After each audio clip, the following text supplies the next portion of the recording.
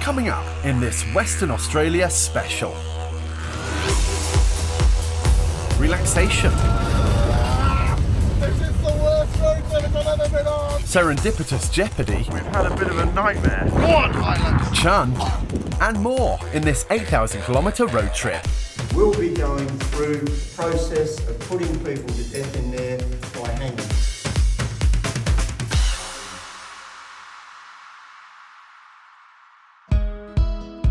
Having landed in Perth, the world's longest city and the most western in Australia, we holidayed our way through the jet lag. Where I must say I found the city's streets quite amusing. I like Perth, known as the City of Lights, although obviously not traffic lights as shown in the somewhat misleading shot. Soon we were at the suspiciously deserted RV depot, where we fetched our Fiat and got on the freeway. Driving a bar, yes. The van's going well, chugging along at 110 kilometres an hour, and I feel like we're Breaking Bad, but with no drugs. Yet.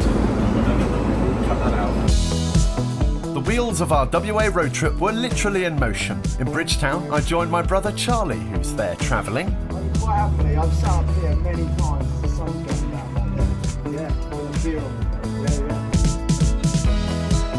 And as you can see from this rather crummy graphic, our convoy headed southeast for Manjimup. Yeah, I said it was crummy.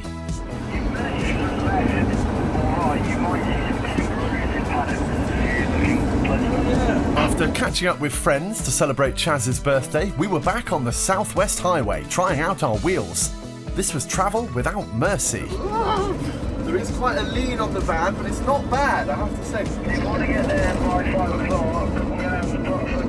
As we approached Walpole, I opened up the meaty 2.2 litre Fiat and had an epiphany. This is unlike anywhere I've ever driven. Ironically, as we arrived at Peaceful Bay of all places, I reversed the RV into Chaz's Hilux. This is the only photo, but he was very cross, so we had an apology spag bowl and went to bed. And the next morning, in the dunes... They did say, shall we take some air out of the tyres? And he went, no, it'd be fine. We were bogged, or beached. Australian man has now come. But a man in a saggy hat appeared, You don't go fast, named Rod. but you'll go anywhere if you go down the I chance. go left down. Here, no. You can't. No, that's dead end. With that settled, Rod's dog appeared. Hello. Jack Russell now. No. If that doesn't let out, then your tyre's good. It just dumps them to that for you. To a good level, yeah. But with deflated, chubbier rubber, the Hilux was free. This encounter had left me craving some Indian Ocean bathing. And I'm going for a swim. So we swam. Once my chest hair had been towelled, That was good. Chaz let me drive the plucky Hilux back up the beach. Hilux before. But this is an icon, isn't it? I mean, there's no question about that. It's a bloody good car, Chaz. Thank you for letting us come in it. Is this our tracks? Yeah. Tyres erected, we stopped at Albany Happy Days campsite. But the next day the weather was anything but happy. I had a plan. Back on the road today, I've got my England attire on, which was brave, but I've balanced it out with a pair of Manjimup sponsored Lower South Wales Football League shorts. I'm blending in with the local community. Any racists won't beat me. This is Elephant Rocks, which was very windy, and sadly my short shorts rendered our walking sequence unbroadcastable. But we boldly decided to head back northwest in the hunt for better weather. But bushfires meant we had to continually reroute, which went well.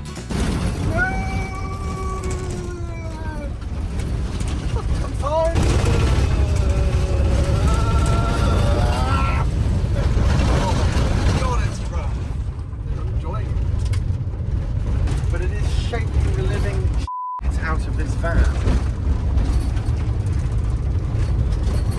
think the telly's going to come off. This is the worst road trip I've ever been on.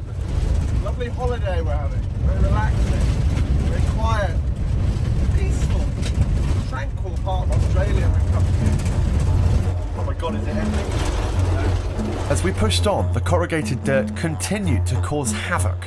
Our milk in the fridge decided to split, a big 2-litre milk, full cream of course, and it went everywhere down the hallway, I say hallway, down the walkway in the van. We're just hoping the milk hasn't seeped into everywhere else. So a sit rep, I've crashed into Charlie, it's mostly rained, the milk's split everywhere, we've been shaken to hell. I really want to see a kangaroo. After a brief off-camera milk-induced mental breakdown, we soon had reason for cheer, for we'd made it to Bussleton Jetty, the longest timber pile jetty in the southern hemisphere. With a population of more than 27,000 Bussletonians, their 1.84-kilometre jetty homes one of just 6 underwater observatories in the world. And after that excitement, I wanted another drive in the Hilux, on the road. So this is Charlie's Toyota Hilux that he bought when he came out here. Stuck a roof tent on the top, a fridge in the back. We were looking last night, it's actually the same age of Hilux, it's actually a year younger than the one that Top Gear took to the pole. So, you know, works in the hot and the cold apparently. It was a great machine. Listen to that. Then our convoy got back to it. Right then, we're on the way to Lancelin. We were heading north, back past Perth and up the beautiful Indian Ocean Drive to Lancelin. With a population of around 700 Lancelinians, it was originally named Wangari, the Aboriginal word for fish, which would become clear to us later. And along the way laid stark reminders of the peril we faced. But thankfully, the Fiat and the Hilux made it without mishap. Hello, little fella. Chaz said he fancied doing some more beach driving. So we did. And it was all going excellently. With four-wheel drive and low range, the Hilux was razzing about like a randy goat. But then, while the cameras were filming the sea, we were stopped in our tracks. We've had a bit of a nightmare. We've gone through the ooze with a bang through this layer of salty sand. God, it stinks, doesn't it? The smell was fascinatingly odious. Like a dead whale. Holding back violent chunder, I watched and wondered if we'd ever leave this Wangari or fish graveyard. But the plucky Hilux on its mat tracks was free once again. After this frankly serendipitous jeopardy, we left the fishy crack and needed nourishment. Look at that going. We masticated furiously on yet more Aussie cuisine. And the next day, after walking out of shot, we bust the joint and head north.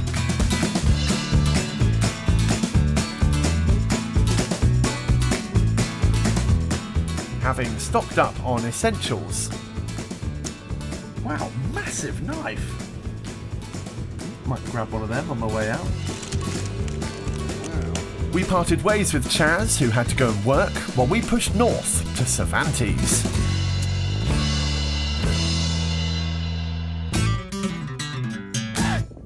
That sky is something else.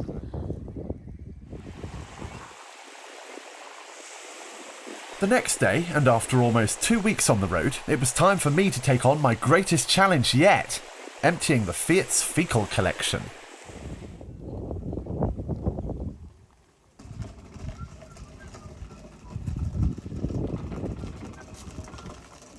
Morning. Holding back yet more chun. The job was soon done. Anyway, breakfast. After an off-camera spew, we went to the fascinating Pinnacles Desert to get some air. Nestled in Namberg National Park, it's one of Australia's most unique natural landscapes. Formed over millions of years, thousands of tall limestone spires greatly resemble the moon scene from Wallace and Gromit, A Grand Day Out. Minus the flies. And back into the Indian Ocean we go. Christ, I feel like Philip Schofield doing this. After that poorly placed comment, the Fiat toured south back to Perth, to the easy-to-find but hard-to-leave Burns Beach Sunset Village, with this BAFTA-baiting sequence. Backing in Big Bertha. I'm called feel Australianised looking this way, but it's no issue. Right there, then. Like any decent yogurt, we needed some culture, so we hit up Fremantle Prison. Continuously used as a place of incarceration for almost 140 years, we're talking death row, solitary cells and gallows, which remain today as a monument. The gallows. We will be going through the process of putting people to death in there by hanging. There were 44 executions by hanging between 1888 and 1964. These included 43 men, or Bruces, and 1 woman, or Sheila. We were told we'd hang if we did any more filming, so the convict stables in Fremantle near Perth is where we end part 1 of our Western Australia road trip. Ellie had to head back to the UK, but I still had 3 weeks of Aussie freedom, which you can see in the latter parts of this series. Quite liking it now. Where our Aussie adventure continues. Care package is ready for delivery. Yeah! Look at the size of them. How you doing back there, buddy? I've slipped off the throat. How in the Hilux this morning, Chaz? Yeah, all good. I'd like to thank any remaining viewers for watching, and I'll see you in part 2. I've missed that car. Oh, a bird just flew out and died, I think. That's very sad. Did you see that? Yeah, I saw it.